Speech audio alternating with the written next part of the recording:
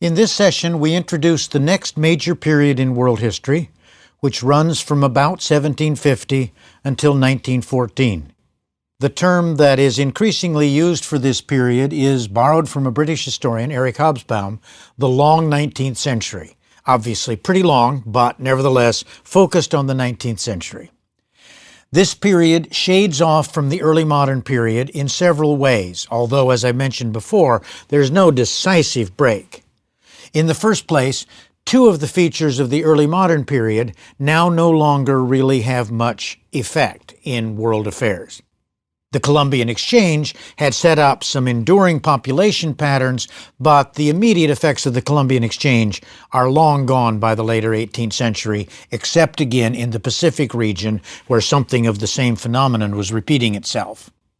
The formation of the gunpowder empires, at least the land-based gunpowder empires, is also no longer a dominant theme because, and this began to unravel in the late early modern period itself, many of the gunpowder empires are now in increasing trouble or vanishing altogether. So two early modern themes are pretty well gone. On the other hand, two themes persist recognizably. One is the rise of the West, which continues and even accelerates vis-a-vis other societies in the long 19th century. And two is the shape of the world economy, which in fact becomes clearer during this period as well. This then is conventionally taken as a new period. I once tried to combine it with the early modern, but the convention simply worked against it. And it does have some new features in addition to redefined continuities from the early modern.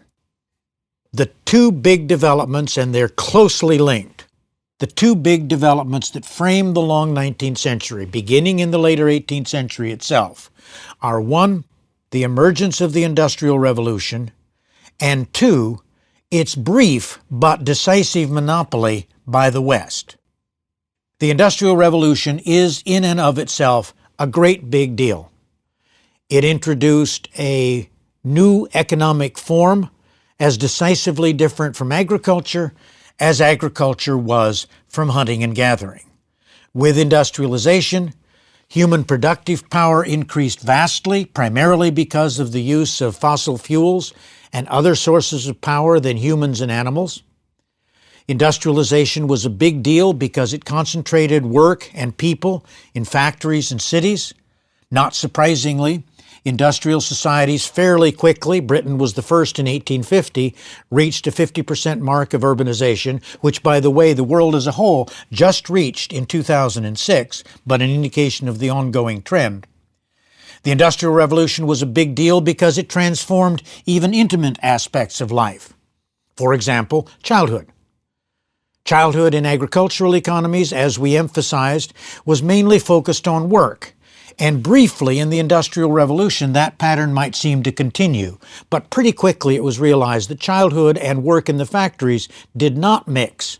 So childhood was redefined yet again as meaning primarily schooling, something that we're still assimilating even today. Almost every aspect of life was touched by the Industrial Revolution, and as it began to take shape, first in Britain, then in other parts of Western Europe and the United States, late 18th, early 19th centuries, this does call attention to a major marker. But the second point is equally crucial.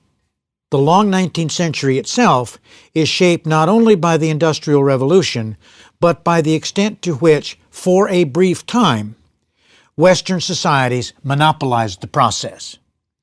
Again, brevity is crucial here.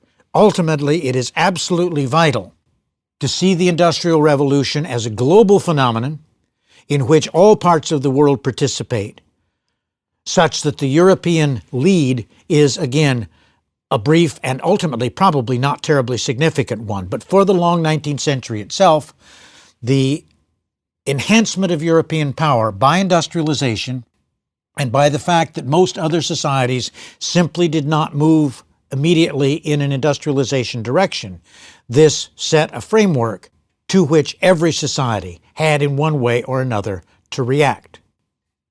Even in its European monopoly, the Industrial Revolution was already in crucial ways global. It was caused, in part, by global connections. Europeans industrialized in part because they'd already learned that an emphasis on producing processed goods was a good way to make money in the world economy. Producing processed goods in factories simply enhanced and augmented that advantage. Global relationships also had helped pile up capital in European coffers that was available for the expensive, modest by contemporary standards, but by the standards of time quite expensive, investments in industrial apparatus. Industrialization had a global impact also immediately. For example, in causing the deindustrialization of local industries in places as different as India and Latin America, as British and European and American factories poured out cheap manufactured goods, particularly textiles. Hundreds of thousands of domestic workers in places like Venezuela or India were thrown out of work, obviously forcing crucial economic adjustments in these regions as well as in the industrial societies themselves.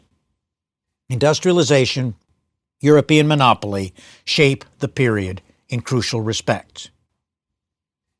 Two influences flow directly.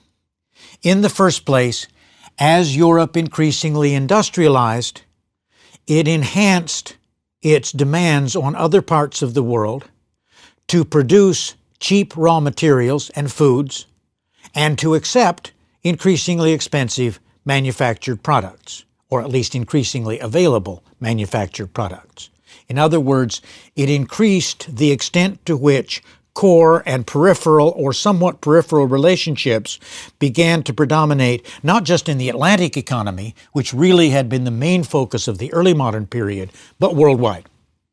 Latin America, for example, and we'll explore this a little more fully in a later session.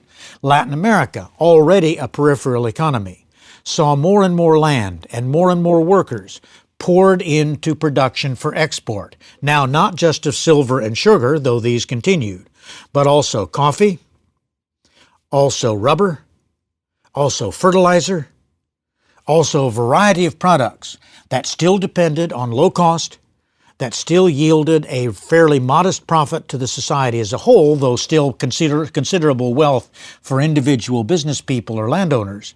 This relationship already established was now vastly extended. And as the relationship was extended, the gap between core societies and peripheral societies widened as well. For example, in 1800, the average Mexican had a standard of living about two-thirds that of the average citizen of the new United States. In 1900, because the average American in a core society became wealthier and the average Mexican in a peripheral society became poorer, that relationship was one-third, a really significant change reflecting movement in both directions. Africa was now deeply affected by the world economy with an interesting and in some ways unexpected twist. The 19th century, and we'll explore this more fully in the next session, the 19th century abolished the slave trade and significantly limited, therefore, the principal African sale to the world economy in the early modern period. Yet African attachment to the receipt of European goods, guns, etc., continued, thus resulting in an African scramble to identify other products that might sell in the world market, such as vegetable oil, palm oil, cotton, other products not always totally suitable to the African environment. Products that also, again, demanded larger amounts of cheap labor, such that for a moment, ironically, slavery actually expanded in 19th century Africa itself. Every part of the world was touched by this relationship, either becoming more peripheral in the first place or expanding peripheral characteristics, as was the pattern in Latin America. European and American thirst for cheap goods, ultimately including even some cheap manufactured products, their capacity to pay for these goods with an outpouring of manufactured products of their own, set the world economic relationship into a global framework.